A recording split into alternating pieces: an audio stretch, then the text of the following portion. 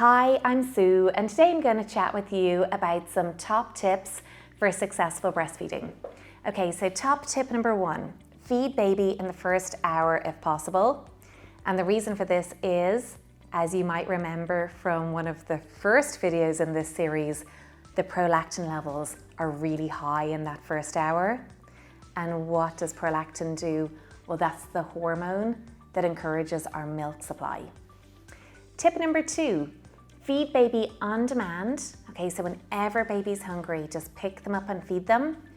With the exception of the first week, what you might find in the first week is that you may be sent home from hospital with a plan that goes something like, don't let baby go longer than 3 or 3.5 hours between feeds. Okay, so that's possibly because maybe baby's a little bit jaundiced. Maybe it's because we're watching baby's weight loss, but either way, feed baby on demand. So as soon as they want to be fed, if it's after an hour, if it's after 2 hours, brilliant.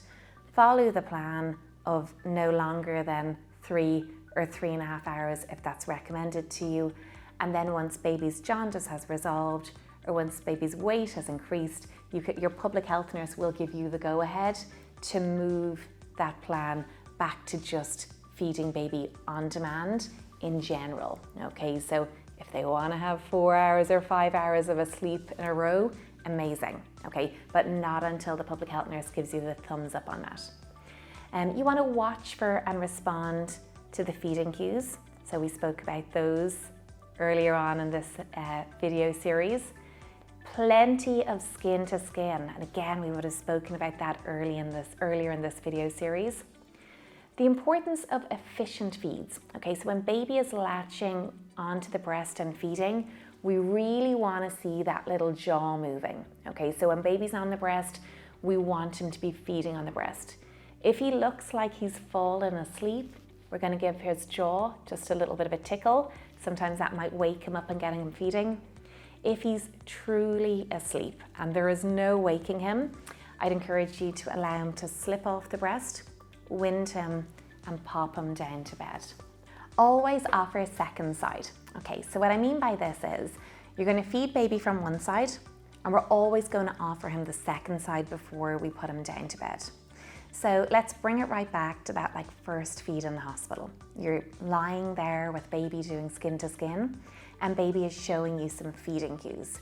So your midwife's going to offer to help you, and your midwife's going to ask, what side would you like to feed baby from? So you choose, it's up to you. We're going to latch baby onto that side. So let's say it's the right side, for example.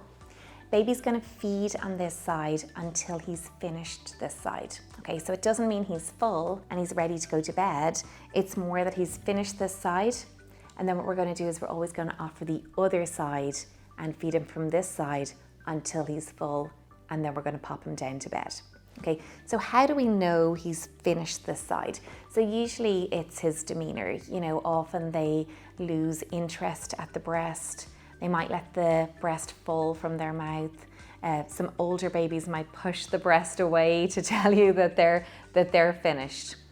And we're always going to offer the second side. And we're going to feed baby from this side until baby is full. So how do we know they're full?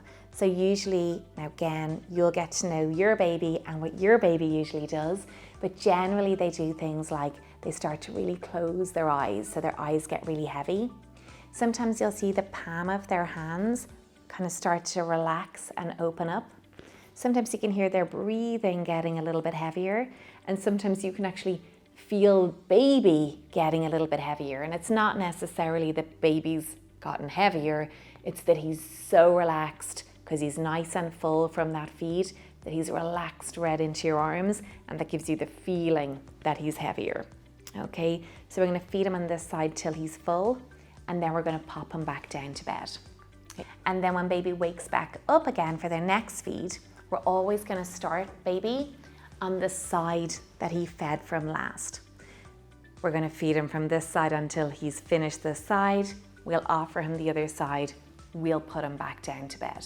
Okay, so the reason we alternate sides like that is because it's really important that each breast gets the opportunity to be completely emptied at different intervals throughout the day. Okay, and the breast is always going to get emptied at that first feed.